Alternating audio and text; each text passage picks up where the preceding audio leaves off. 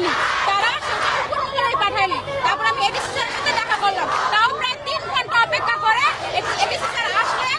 তারপর আমরা কথা বললাম, কথা বলার পর স্যার শুনলেন, বললেন সেটা পাঠানোর ব্যবস্থা করবেন। কিন্তু আমরা এই যে দেড়টা টাইম দিলাম, তারা কি করলো? পাঠানো হলো তো তারা সকালেও পাঠাতে পারতো, আমাদের আবার কেন যেতে হলো? প্রথমত হচ্ছে আমাদের কথা। এখন আজকে আমরা জানি না তার সচিবালয়ের নিকট পাঠিয়েছি কিনা, আমরা সেটাও জানি না।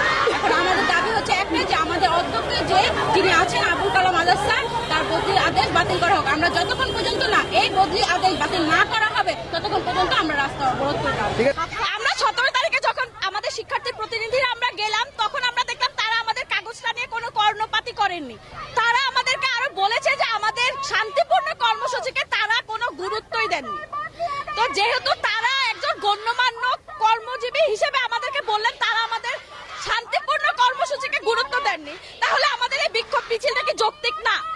তারা যেহেতু আমাদেরকে বলেছে আমাদের পরবর্তী কার্যক্রম, আমরা সেখানে বলেও এসেছিলাম।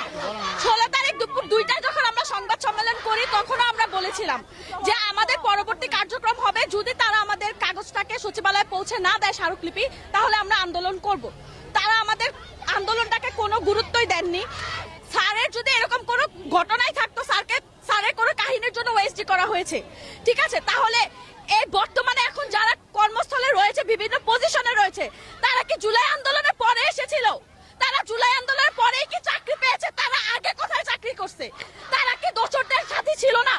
আমাদের স্যার চাকরি করেছে, সে দোসরদের সাথী ছিল, তাহলে এখন কারা দোসরদের সাথী? বলেছিলাম যে ওনাদের যে আমাদের কোনো কারণ আপনারা দেখান, যদি দেখাতে পারেন তাহলে আমরা মেনে নিব, কিন্তু স্যারের ওনারা বলে যে এটা তো সরকার দায়ভার না, এটা সরকারের দায়িত্ব না যে তোমাদের কাছে কৈফিয়ত দিবে, এটা আমাদের মতামত। ঠিক আছে, আমরা আমাদের মতামত দাবি করছি, আমাদের মতামত একটাই, স্যারের আদেশ বাতিল হোক। স্যার যে প্রত্যাহার লেটারটা পেয়েছে সেটা বাতিল করা হোক, আমাদের স্যারকে আমরা ফেরত চাই, এবং সেটা আজকের মধ্যে করতে হবে।